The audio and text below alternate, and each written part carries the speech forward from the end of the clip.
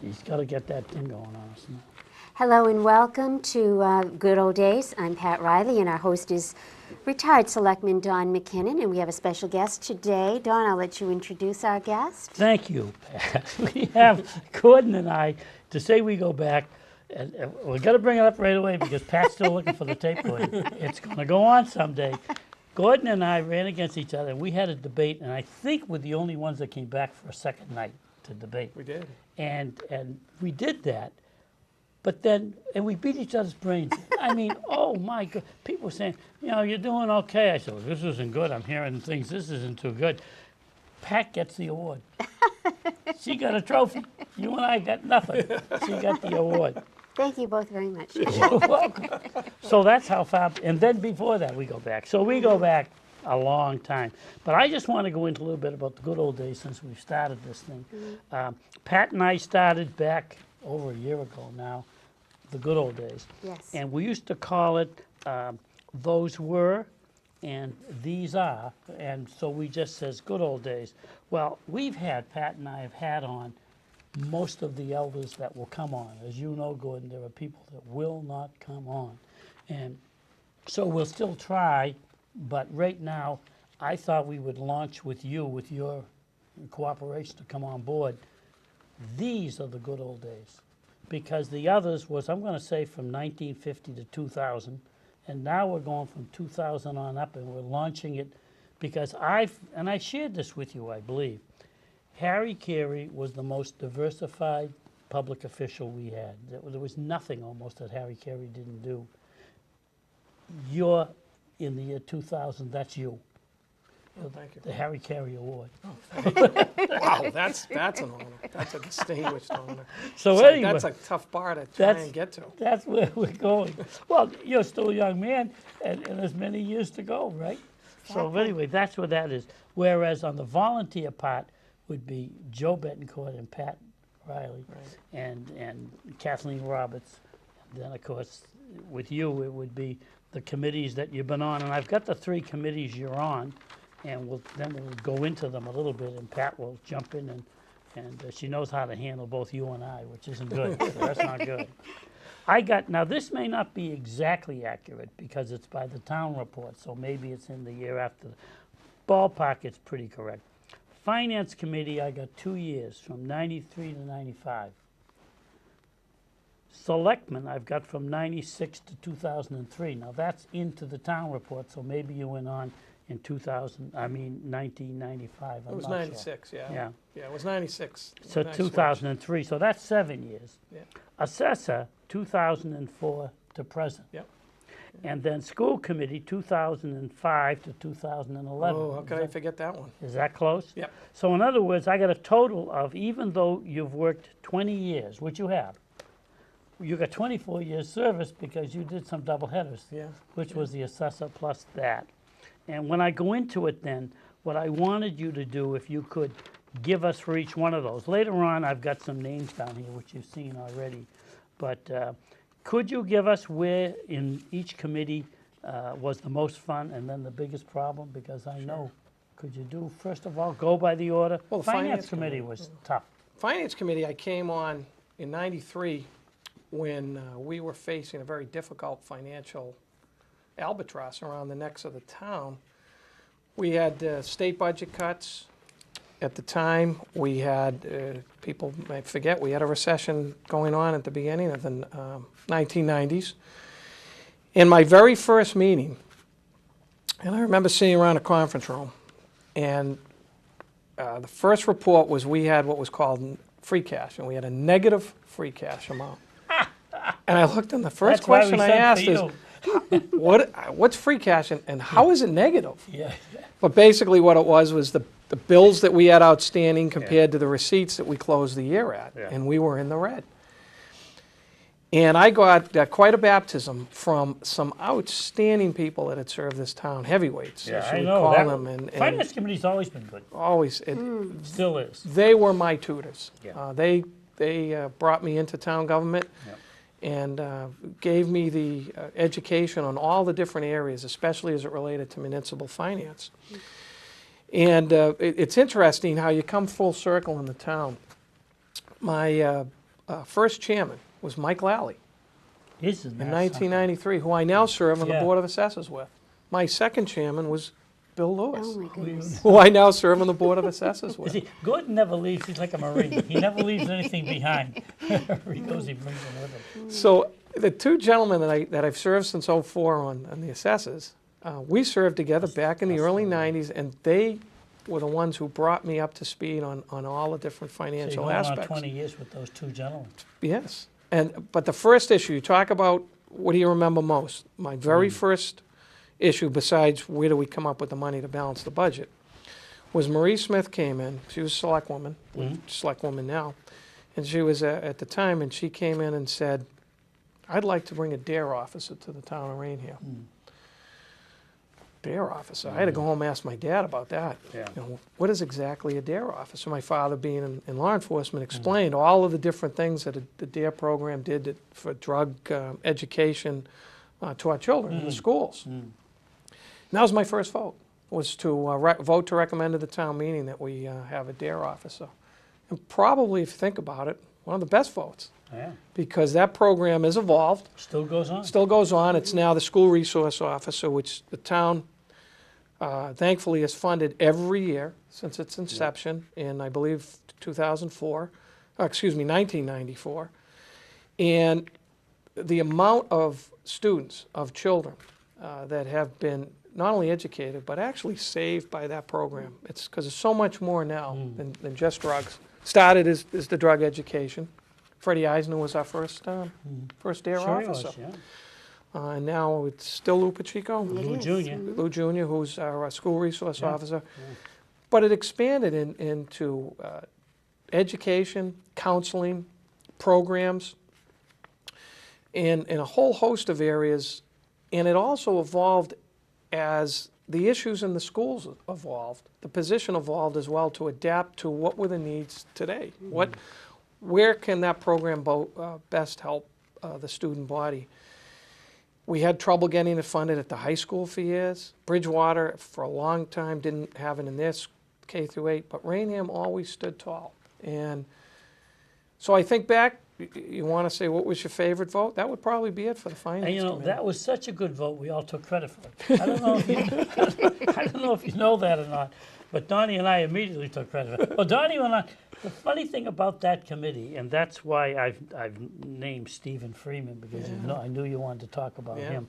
But Steve Freeman, Gordon, and Donnie Francis, for some reason there was, I don't think since then you've had three, maybe once, 3 openings at one time.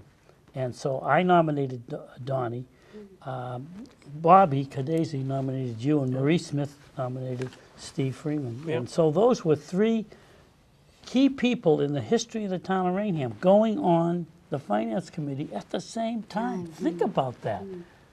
Just to get those 3 people on the board at the same time. So anyway, we all took credit for it, Gordon. Well, it's interesting. I'm glad you mentioned Steve, because he was a partner of ours on the committee. And when we first came on, we had, as you mentioned, Don Francis, who had just left as a selectman. He had Yes. stepped down, retired as a Well, he selectman. ran for highway and it didn't work out, so he came on Came board. on, wanted to stay involved, Yep. came on. So he was great bringing the town government perspective.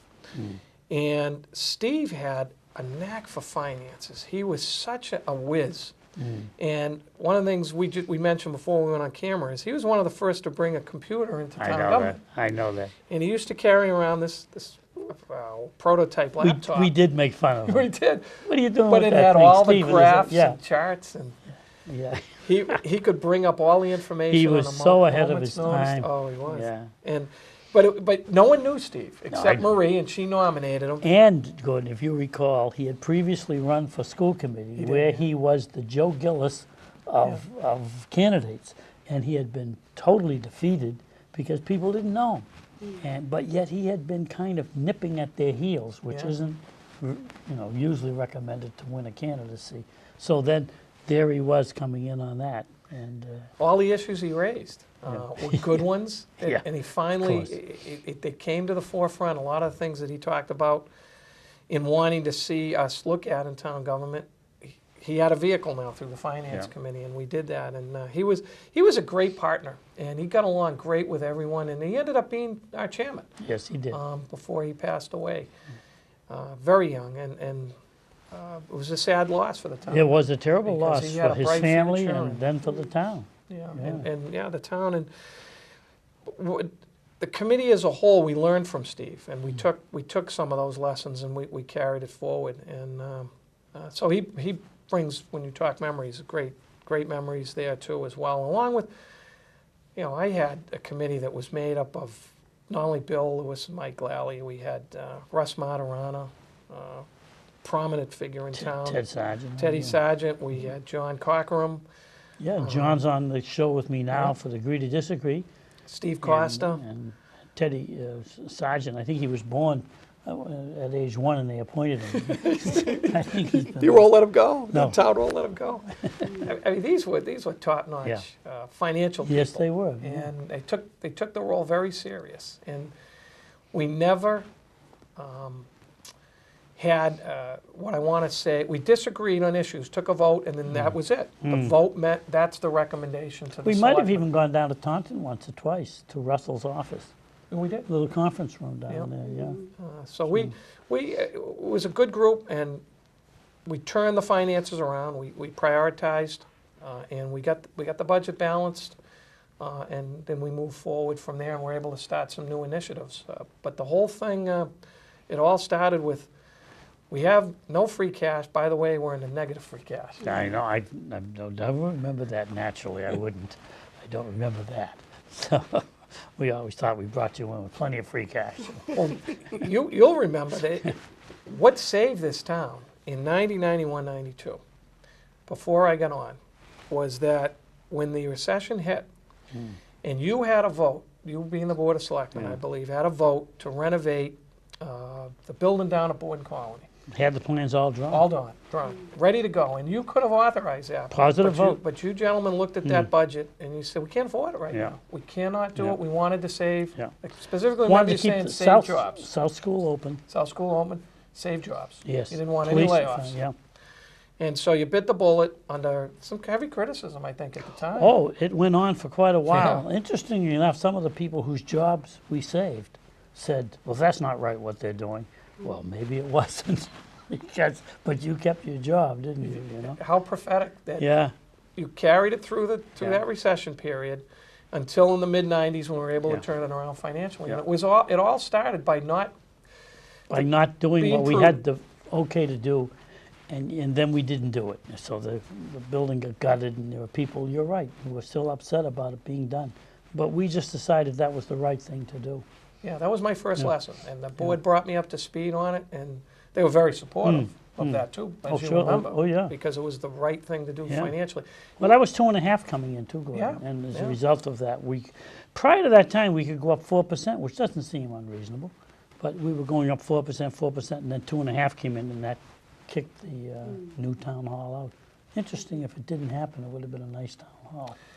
It would have been, but But What would have what happened happens, happens. otherwise Right at the now, time, it's yeah. got a nice little town hall. yeah, we did. Yeah, we did it. Everything seems, over the years, the town has planned to do the things that they've done at the right time. They've held off on projects when the money wasn't available, it wasn't prudent to go forward. And what we've done, the key that this town has been so good about doing is on not saddling the town with reoccurring costs with one-time monies. When you have free cash at the end of the year, you have extra money. You need a vehicle, you buy a vehicle. It's a one-time expense, because if the money isn't there next year, you're not saddled with it. Yeah. The town didn't go out and hire employees with one-time money. And the biggest problem for the town was the federal government, who would come in with a grant and say, hire 2 police, hire 2 fire, and then next year you didn't have any money at all.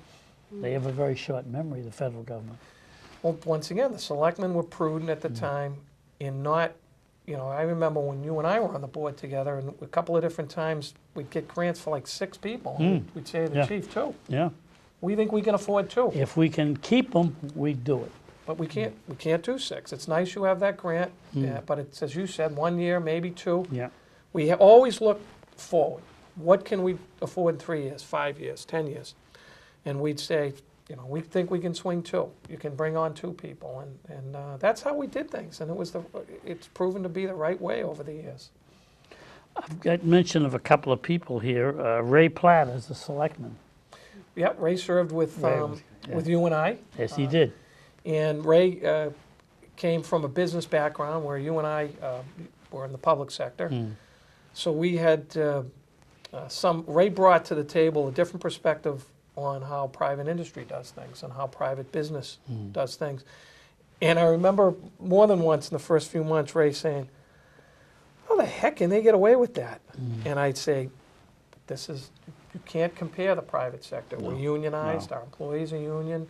We have, As our finance people had to find out, John Cochran Yeah. and you know, people that were on the finance committee from the public sector, the type of accounting we have in municipal. yeah. Gordon, what made you decide to run for selectman? Was there a particular issue, or was it just a natural progression from finance committee? It was financial. It really, it was all about wanting to get a better handle on long-term financial planning. Once the economy started to turn, we as a finance committee, Bill Lewis had appointed me to a couple of subcommittees. We looked at merging a couple of departments and what that would cost. And I really started to see a role where I could expand upon the FinCom into helping out with the long-term planning of the town, looking at a capital plan for capital expenditures. A long-term financial plan, we did a community action plan. Remember that booklet that was about like Yeah, this thick? I know. I think, you know, we took it serious, but I'm not sure a lot of people No. did. But it had a lot of good things on it. Occasionally we tend to bore people, but we enjoy it. But the selectmen worked hard on it and Don't try to moved explain us, forward. right? No. It was those type of things that I really liked. There wasn't any burning issue. There wasn't any thing that this town has always been well run. Never a hint of scandal. In all the years that I've lived here, no. I moved in '85, and it was always. It seemed I came from Easton, grew up in Easton, which had. It was interesting. A bigger town, better off financially. But they didn't have town sewer. They had a school system that was struggling at the time. And I remember saying, wow, this town's really got its act together. Look how far tiny little Raynham is over a town that tax rate is higher, amount of monies that people pay are more, and yet the services are less. They were closing a fire station at the time, and we were looking at updating equipment. I said, wow, this is a town I want to be a part of, and I want to play a role in. How would you compare serving as a selectman compared to finance committee? Which one did you enjoy more? And you can say both. Well, I can definitely tell you which one I had the toughest time with, and it wasn't either of those. That would have been the school committee, but I don't think, they were both so different.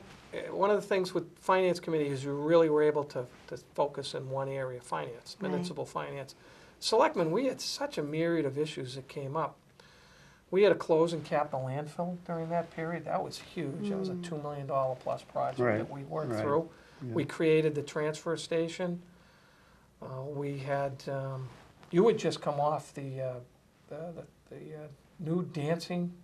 That was '93 before I got on, right before. So we had a lot of zoning issues that came out after that we worked on. And the mobile home was in there a little bit. Mobile home, yeah. We had issues Mark Pacheco worked out on getting legislation. And he succeeded. The rent control board came in, protected those residents. Right.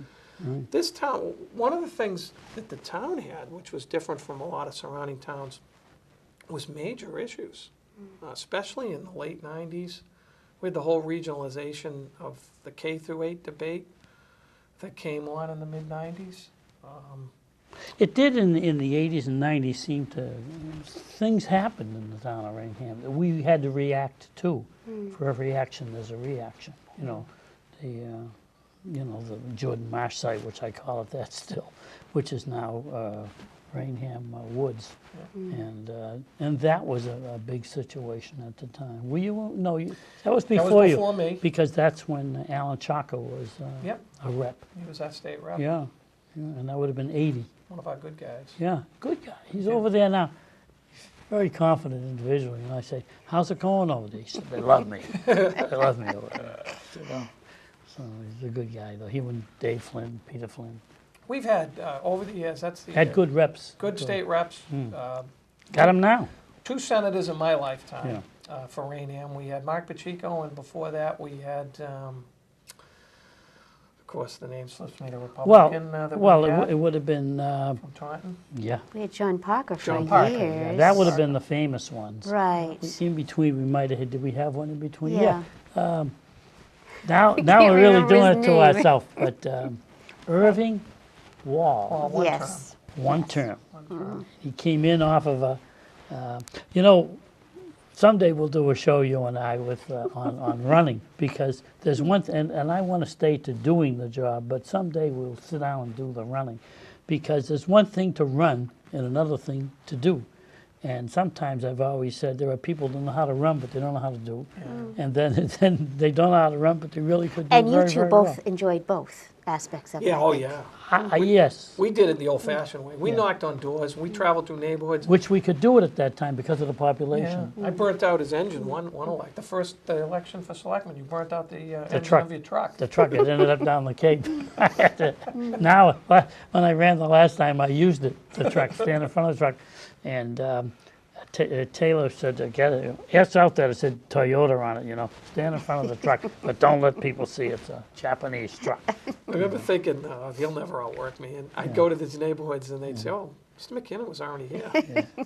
The heck did that happen? It was a funny thing because of the nature of running, but I'm off into Irving Wall, though, because he came along when Teddy Alexo was a one-term senator, or at best 2. Yeah, right. Teddy Alexo. Yeah. He didn't represent us, by the way. Somehow or other it mishmashed because Irving Wall ended up with Raynham as part of his territory. I don't know how that worked, Gordon, because Irving Wall, though, didn't know how to run a campaign at all. But poor Teddy had got caught up near the industrial park. There had been something that happened up there, and he was the attorney, and so therefore he took the hit for it. Sure, And yeah. they were out, to get Ted, and they succeeded. And I can remember I was at a social function. I don't remember whether it was Al Porter's or where I was, sitting there with Ted Alexo, and Irving Wall came over and he said to Ted, after this is over, he was a salesman. Well, after this is over, we got to go over and have a cup of coffee. And Ted said, oh, yeah, that's fine. And when he left, Teddy said something that usually you don't hear Teddy say. I says, Ted, what are you concerned about? He says, he's won. I said, how can that be? Because the Alexo is such a name in the area. And Irving Wall, nobody knew the name. And he said, no. He said, we've tested it, we know it, and he's won. And so Irving Wall won that one time, and then Mark Pacheco came in and whipped him because Mark didn't have the problems that Ted came. That's for another time, Gordon. Well, and plus, during that time, we had Governor Weld had just come elected as well. He rode his coattails. But here we had a Republican senator come in, and a Republican governor who came down in his first year. He closed the Taunton Registry, closed Lakeville State Hospital, and there was something else that affected Raynham residents. And I remember people saying, what the heck did we do? Yeah, What did we do here? And Mark came in and he won and fought all of those Yeah. issues. Yeah. Got the Taunton Registry reopened. Yeah, it's a good one, too. And it's a good one. Yeah. Lakeville Hospital, he got those patients transferred closer because they were sending them all over the state. There was a selectman from Dayton, I believe his name, and I'm not sure what his name was, but I went over there to pick it with the people, and he says, you got to come into the hospital. I says, I'm not related to anybody. He says, that doesn't matter. So he marches me in there, and I got thrown out. Oh, goodness. So he says, what are you doing out here? I said, I got thrown out. He said, you go right back there. I go back in again. They threw me out again. Then they did close the hospital, and what they did with that equipment, and anyway, Yeah. that's for a book, the Yeah. closing of that hospital. Have they ever cured it? I don't think No. so. People in Lakeville still vote everything down that wants to come in. Yeah. But it showed that it isn't the party, it's the person who holds the office. Yeah. And you need to put people in here that understand the community's needs, understand how to work the system. And we, Raynham and the other towns, looked at that and they saw Mark and they made the corrective action. And so I get back to my point of over the years we've had with Mark Pacheco as senator and primarily during my service to the town as well. But we've had outstanding representation in the House of Representatives. Yes. We've had congressmen who've paid attention to Raynham. Yeah, Joe Moakley. It was the way this thing switched around. That is amazing because I think that I always said they live in the same town and they look over their cookouts and they all shake hands and have shared hot dogs or something, because none of them come from down here. Right. And we just saw yesterday, I believe, that Sutter has said he's not going to run for the Attorney General. And I said to my wife the other day, they were talking about potential candidates for the Attorney General's job. Sutter wasn't even mentioned. I mean, here is a man that's one of the best in the state. I mean, you cannot beat that man. He is terrific. Nothing. Down this part of the state, we don't get any. Mark, as a matter of fact, ran against a guy that eventually, of course, I like him, Lynch. But Lynch beat Mark Pacheco down. It's just like people from down around this area have a difficult time getting elected because is it the size of the population or is it Well, one of the things you told me when I first came on, I love saying this to my wife now, especially when we travel around the state, is you said, we get ignored down here. And I was like, no, we can't. But boy, we do. And I learned it over the years in serving in local government, and Southeastern Mass is just perceived different on Beacon Hill. They can talk all they want about Western Mass being ignored, but you look at the different things that have been given to other regions of the state and how Southeastern Mass has been shortchanged. But just driving around the state, like this summer, where's the only region that doesn't even get its grass cut on state highways? I know. It's us. I You go know. up on the North Shore, and it looks beautiful. And everything's mowed and cut, and the rubbish is picked up on the sides of the road. Now, my wife thinks I'm going overboard, but that makes an impression of people that come in from out of state on the New Hampshire border, That's right. and they say, "Wow, this looks great." We don't get any respect, Gordon. But here on 195, coming in from New York, coming in from Connecticut, going down to the Cape, it looked like heck this summer. We can't even seem to get the grass mowed down here. I walk every morning except Sunday, and I go over that bridge, and it's right next to the motel, and the stuff is always growing out on there, And when they were making the dedication, I said, I'm going to go out and cut it myself. I'm not going to have a... But anyway, they did cut it. Then they stopped. Yeah. And I had to talk Roger Stolte, and he made a call with his hat in his hand to the state. Because I said, there are people who are running down the sidewalk on 44, and because the bushes are out, they actually have to step out onto. Now, when I'm walking, I can my way through. But they actually had to, runners end up going out onto Route 44 to get around there. Well, they did cut it again because Roger made the phone call. But you're absolutely right. They don't care about us down here, And sometimes, though, people think it's personal. I used to work for a company, and we had sub-offices. The main office was Brockton, and they used to say, they don't like us down here. And I said, you don't understand. They don't know you're alive. Yeah. And that's what it is. It isn't that they dislike us. Billy Bosey used to say, every time I come to go to Taunton, he said, I end up in Rhode Island. And then I turn around and come back and find Taunton or New Bedford Fall River. That's the way they think of us down here. And it just, in so many different areas, economic development, in job growth, job creation, it just seems that a lot of the programs end up being focused in other areas. My favorite story in the last 2 years is Meditech. Huge company, and our friend Steve Donahue works for Meditech, who I served, Pat and I served with on the school committee. Sure. And they Is he with Meditech now? Yeah, and they bought a parcel of land, Meditech bought a parcel of land in Freetown. They were going to bring hundreds of jobs into the state. And they had this huge parcel of land, 100-something acres, I believe it was. And this little corner of 5 acres might have been an Indian burial ground, might have had some Indian artifacts. So instead of the Historical Commission out of Boston saying, you know what, you can't build on that parcel. Yeah. They said you can't build on the entire parcel. Yeah.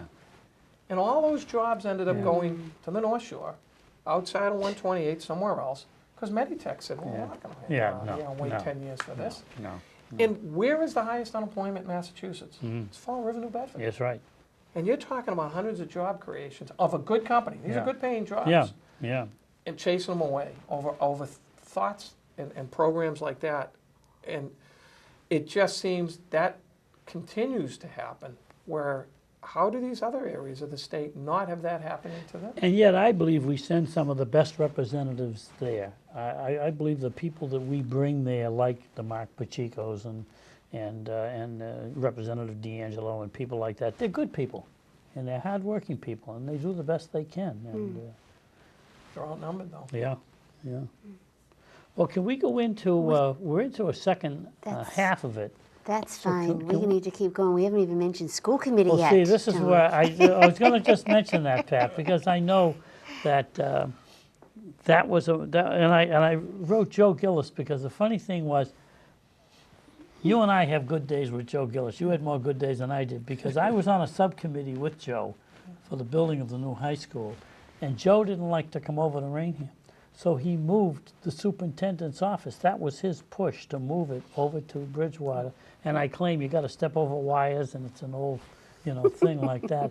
So he did do that. But give us your version of Joe Gillis, because this is classic. Well, yes. And this is, by the way, when to we were- introduce people. Some people, we go on like we assume people know what we're talking about. Gordon in 2005 decided to run the school committee. Why first, Gordon? Until 2011. He was on there for 6 years. Why did you decide to run for school committee? Because as a selectman, I had seen the amount of friction between the two towns, and even within the school committee. And the children were not, it wasn't, I don't want to say an unfair representation, but I felt I could bring a strong voice, especially with the background of a selectman, and bring, hopefully, an ability to see through some of the maze that was being created by some, primarily from Bridgewater. No, completely from Bridgewater at the time.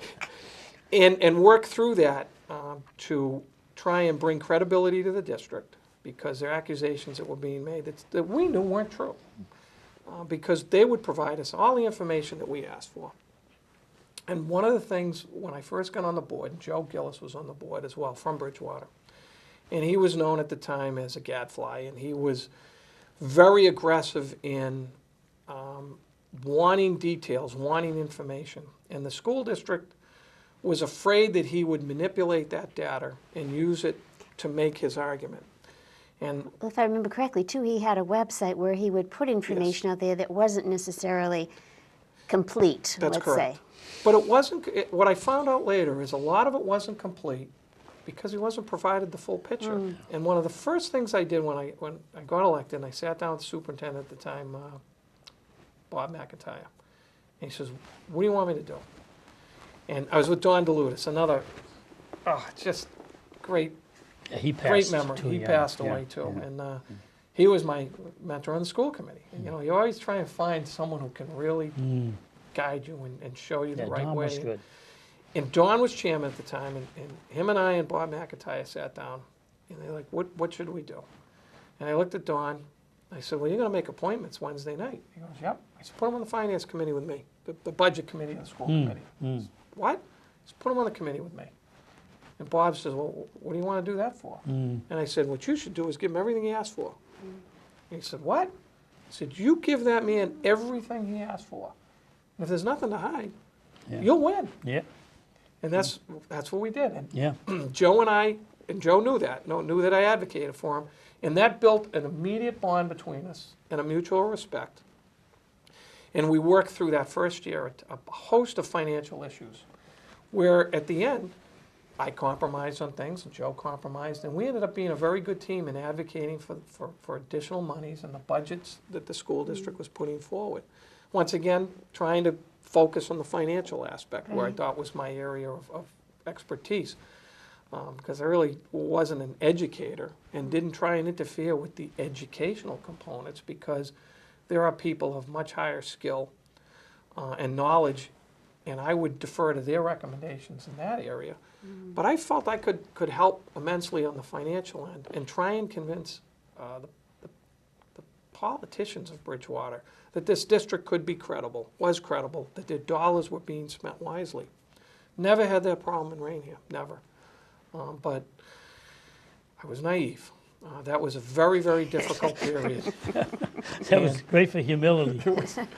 We had extremely rough couple of years, first 2 years.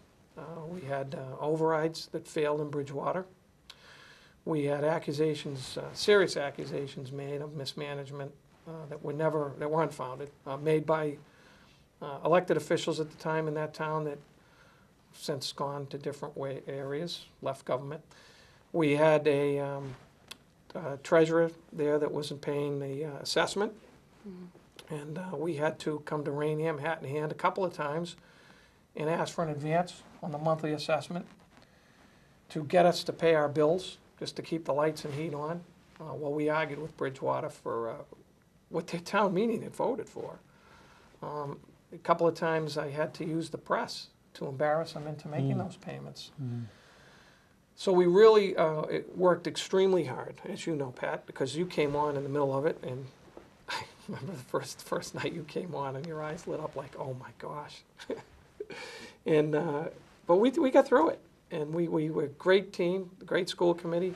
Everyone was united, including Joe, and we worked very hard. You really, brought him around to being very antagonistic, and I think he'll admit it when he first got on to actually being, a real plus for the district. He was, because he brought credibility to his town, because they were using him as, see, Joe doesn't think things are right. But once Joe started to say, well, wait a minute, we have to turn things around.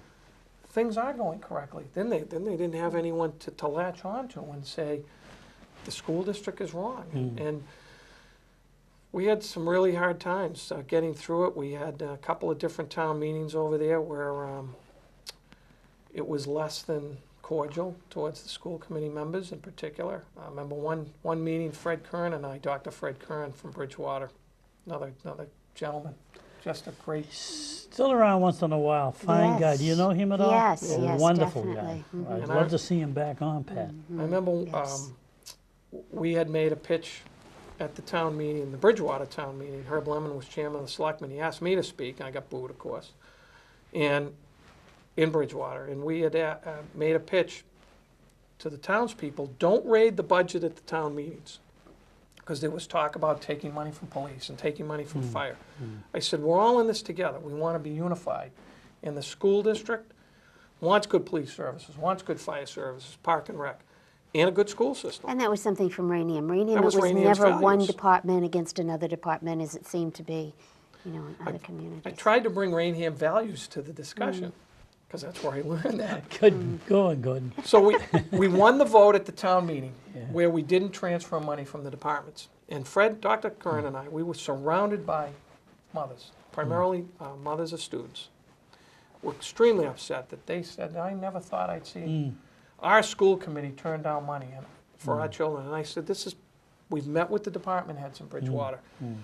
They are going to support us in the override vote, which was like a week and a half, 2 weeks later. And that will bring all your services up. And it was a good plan, a solid plan. Until about 3 days later, the police chief put vote no signs up all over the town on all his rental properties. And that was really a hard lesson to learn about your word. Because in Raynham, when you gave your word was your bond. And it always has been. That's right. And it was a hard lesson to learn that there were those over there that it wasn't about the best interests of the town, but about the best interests of what they wanted to see happen or how they would be personally affected. And that was different for us, and we had to overcome that. We lost that vote. And it was probably the biggest sting, if you will, in my career in town government, municipal government, was that loss. Because I thought we had an agreement. I thought we had support, momentum, and we just got overwhelmed by the naysayers. And it took 2 more votes, I think, before we did finally get an override from them that Raynham had already passed it, that finally brought the school district up to a level, a base, where we could begin to minimize the cuts in services and actually start to look at bringing back some of the services that we, during that troubled time, had to remove from the school district. And it was very painful because you were laying off good quality people, and you were affecting student services that you knew, unlike being a selectman, if we messed up on rebuilding a road, we could go back and correct it. But if we lost a year of a child in a classroom because we had 35 in that class when we should have had 25, you're not going to get that year back. So it really, nothing I did as a selectman ever kept me up at night, but the school committee stuff kept me up because I knew that during those cuts, we were adversely affecting education for all our children, but primarily Bridgewater K through 8 and the high school, because every time we came back to Raynham and asked for grant money to legally protect our K through 8, Raynham supported it, every single time. So if we had to do 10 layoffs in Raynham to match the layoffs in Bridgewater proportionally, we'd come back to the town meeting in the summer, August town meeting, and we'd have 200 people, and they'd vote the money to bring those 10 teachers back. And that's what saved the Raynham students. But to the And detriment. that also saved the district, because I think you had come up with the mechanism for doing that. If that hadn't happened, I think there would have been an overwhelming push to deregionalize on Raynham's part. Oh, absolutely, because what other option would there have been? You weren't going to continue this path of reductions and budget cuts and layoffs. There had to be a point where Bridgewater was going to come to the realization that these cuts were dramatic and it wasn't a scare tactic. And they did. And finally we were able to get the budget to where both towns were proportionally paying what they should. But there was that period where the Bridgewater K through 8 students were coming into the high school and they weren't at the level in some areas as the Raynham K through 8, because we were able to grant to keep that educational component going. So it made it even harder for us, but we did, all of us as a school committee and our administrative staff, in getting that high school back to where it needed to be, in getting those students to an equal level, and then moving forward to graduate and go on to some of the finest colleges in the country. And now look where we're at. And they do. And They they go on to do. the finest colleges in the country. But that was the toughest time. It was it was personal, because I had 2 children in the district at the time that were affected by the cuts. And I had come from a town where we never faced that. No. When we went before the town and said, we really need this, the town was there. And then going to Bridgewater where, late night meetings and arguments and just the animosity that some had towards the town of Raynham was really surprising to me. This is after you left the board, Pat, you called a meeting, I think it was a joint meeting, you managed to try to get the selectmen, and everyone was over there in the old high school, I'll call it that, You On the remember that? issue, right of regionalization, and particularly what was to happen with the former high school. Right, and there was a Which fellow still there hasn't been resolved. who didn't run again, and he was a doctor, he was a former superintendent, and I think he was teaching at some college part-time, I believe at the time. I don't know, he might have even been chairman, Pat, I'm not sure if he was or not, from Bridgewater. Yes, at the time, Dr. And Pacey. He looked over at me, and he actually said that. I'm saying to myself, you know how you think, Gordon, afterwards I should have said, Yeah, all the time. what I should have said, because he looked over at me and he said, you people from Raynham have to, and I'm thinking naturally afterwards, you represent Raynham. What are you talking about?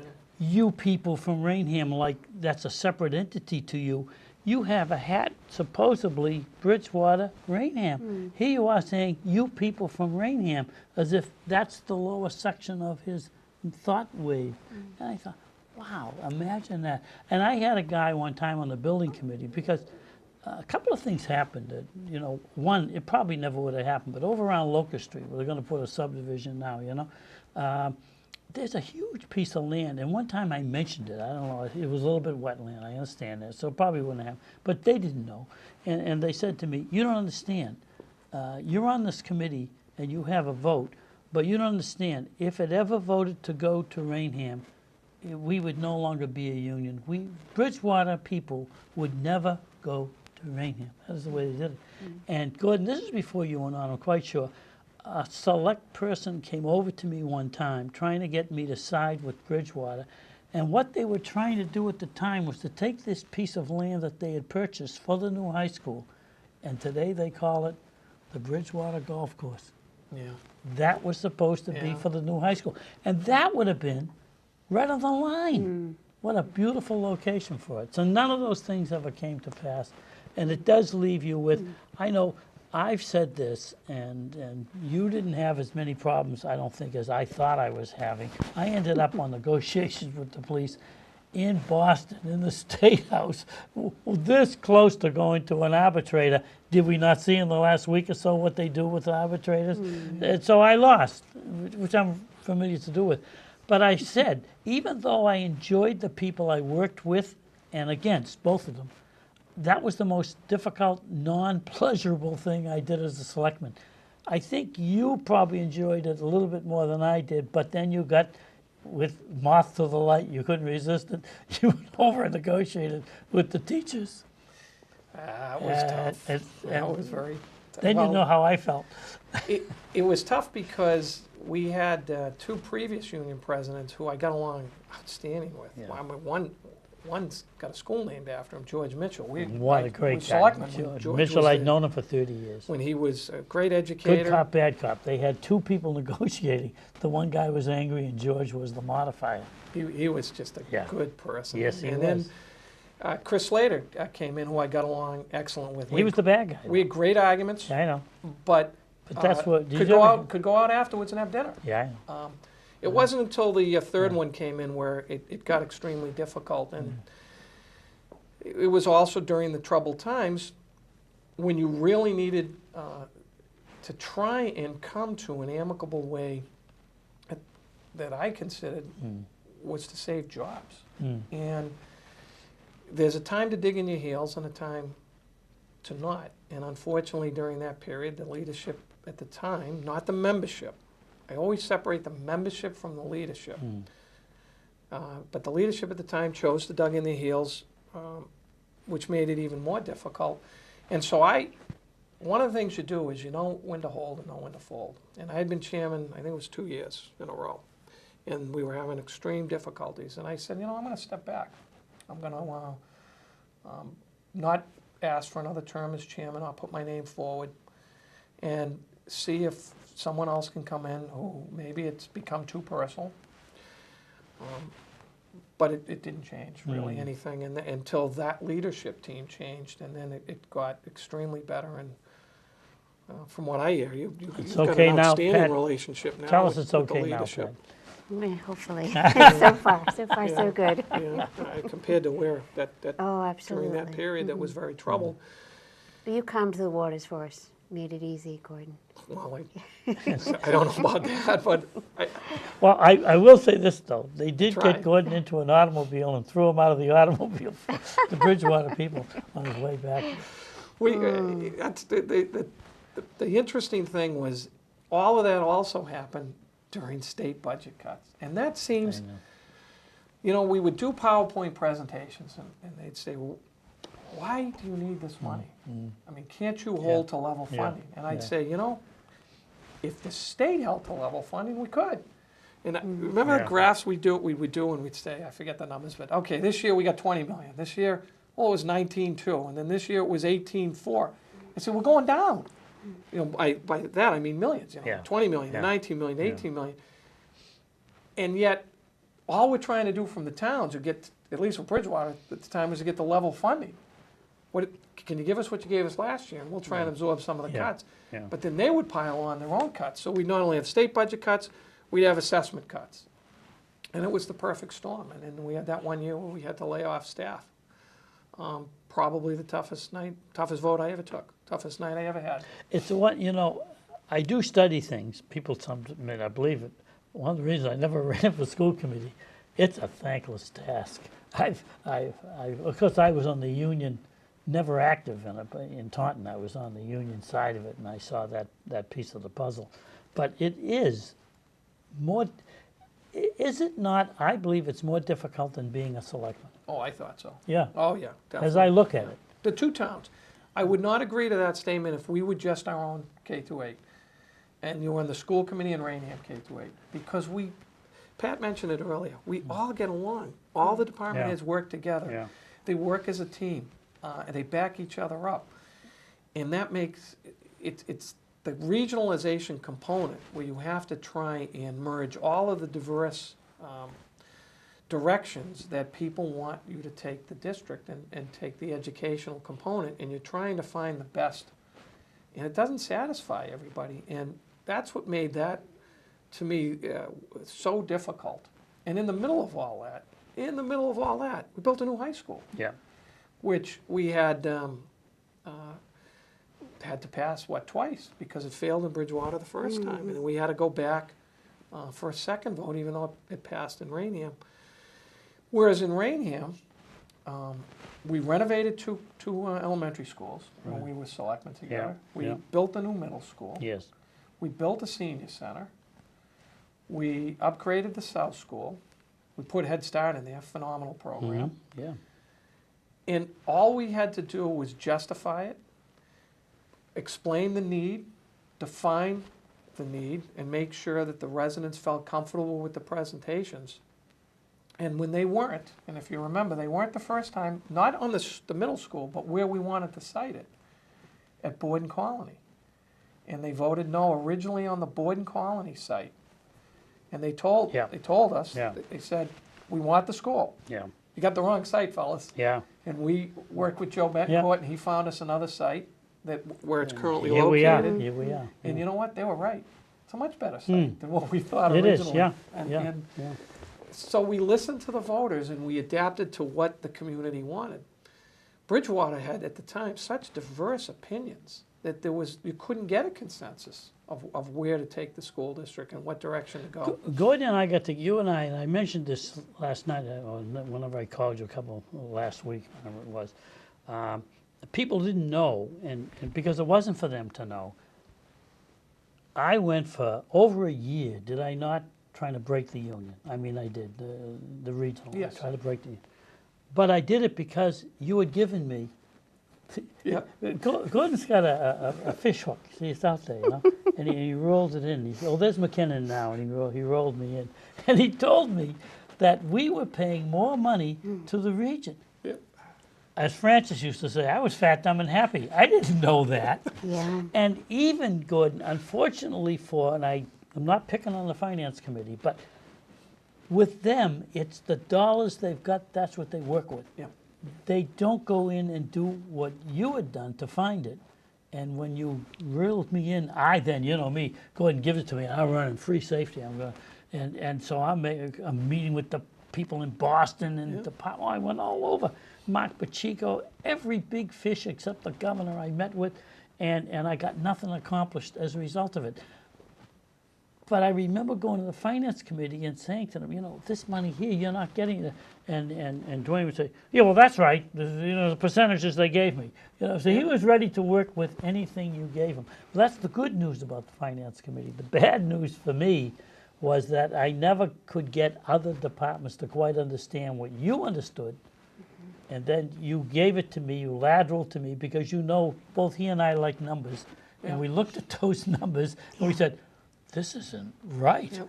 And so that led to the battle, which the funny thing is, Gordon, sometimes you and I, because we do like numbers, we enter into a fight we know we're going to lose, but there we are. It was the right thing to do. And we did it. And I did it because even though every time I met with these people, I know they're going to pat me on the head and let me go home and do nothing for me. I just knew that's okay. I even formed a committee. And we had a wonderful time. We got nothing done as a result of it. I tried to get the article on the warrant in Bridgewater, and they wouldn't put it on at the time. And I remember, we've been to a lot of meetings together. And you had always held your cool, and you were always calm and very concise in your presentation. But there was that one meeting we went to with the Department of Revenue and the Department of Education. We had two top officials across the table from us. One was a piano player. And they started with their double talk. Yeah. And boy, you got mad. Yeah. I got mad at Mark Pacheco, and afterwards he said, "How's the family?" You trying to calm me down? But they were so full of baloney. I know, that day. I And I know. just saw it building up and saw it building up. And I said, here They we go. were faking it. Oh my gosh. They were And faking it. everything we had was, Yeah. was factual and I know. concise. And I think the line that really set us all off, and I'll never forget this, is one guy looked at us, because we were talking about the unfairness of Right, the assessment. we're sending the same student into the Yeah. same building, and Yeah. we're paying more per student than the town next to us. And they're telling us we're rich and they're poor. And we're rich Right. and they're They're poor. poor. And the gentleman leans over to Don and he looks at him and he goes, "But we are a commonwealth." Yeah. I'm like, what? So's Kentucky. What do you want from me? Oh. But anyway, We Gordon fought and the I good worked fight. together. We did. And the thing is, I think we all understood in our business to be successful, to fight another day. I'm like a fan of St. Paul. Run the race. Yeah. We ran the race, and that's all we ever Well, did. that's what we elected. Yeah. The people, they wanted good service. They wanted us to be advocates for our community. And that's what we do. That's what we did then, and we still do. And I think it's made us a better community overall, because even though we don't win all of the fights, the community knows we try, and we take it serious. And that's the other thing about Raynham. All our department heads, all our employees, and all of our appointed and elected boards, their motives are pure. There's no underlying reason why someone's going for this position or that position. no. They really, truly, whether it's the Park and Rec Commission or the Planning Board or the Selectmen or the School Committee, everyone that we've had on these boards has been there because they want to try and help the town, improve upon the town. And it's truly a value that you don't see in a lot of the communities around us.